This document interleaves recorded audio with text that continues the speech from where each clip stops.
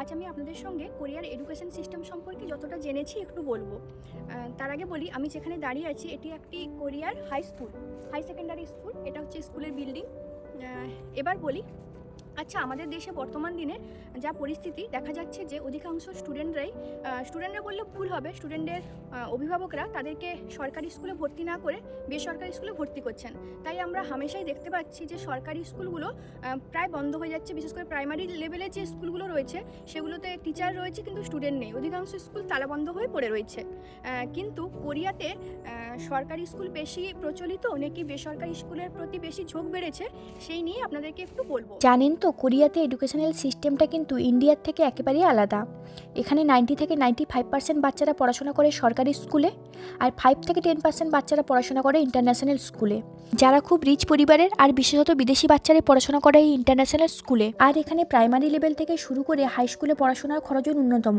Primary লেভেলে পড়াশোনার খরচ তো একেবারে অলমোস্ট ফ্রি, আর মিডিল ও হাই স্কুলে মাসে প্রায় 3 থেকে 8 হাজার টাকা মতো খরচ হয়। তাহলে একটা প্রশ্ন মাথায় আসতে পারে, এখানে কি ধনী গরিবদের মধ্যে এডুকেশনাল ইমব্যালেন্স দেখা যায় না? অবশ্যই দেখা যায়। এখানে এডুকেশনাল ইমব্যালেন্স দেখা যায় বাচ্চাদের কোচিংয়ের ক্ষেত্রে, যা কোরিয়াতে হাগওয়ন নামে পরিচিত।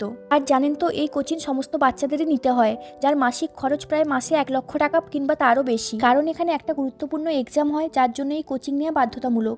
কি সেই এক্সাম, তার ডিটেলস আমি পরের ভিডিওতে জানাবো। এই কোচিংগুলিতে প্রতিটা সাবজেক্ট ওয়াইজ টাকা নেওয়া হয়, আর প্রতিটা সাবজেক্টের ফি প্রায় 10 থেকে 12 হাজার টাকা মতো পড়ে। এর থেকে যে পরিবার আর্থিক দিক থেকে এগিয়ে রয়েছেন তারা সব সাবজেক্টে কোচিং দেন, আর যারা পিছিয়ে রয়েছেন সব সাবজেক্টে কোচিং দিতে পারেন না। আর একটা কোশ্চেন মাথায় আসতে পারে, তাহলে কি সরকারি স্কুলগুলোতে ভালো করে তেমন গাইড করা হয় না? সরকারি স্কুলগুলোতে কিন্তু বাচ্চাদেরকে প্রপারভাবে টিচিং ব্যবস্থা দেওয়া হয়ে থাকে। তো যে এক্সামটা হয় তা খুব কম্পিটিটিভ, যা বাচ্চাদের ভবিষ্যৎ নির্ধারণ করে, যার জন্য এই কোচিং মাস্ট। শেষে আমার এইটুকুই বলা যে আমাদের দেশের মতো কিন্তু এখানে নয়। এখানে মোটামুটি সমস্ত বাচ্চাদের ক্ষেত্রে প্রাইমারি লেভেলে এডুকেশন একদমই ফ্রি, আর মিডিল আর হাই স্কুলের ক্ষেত্রে কম খরচায় এডুকেশন পাওয়া যায়।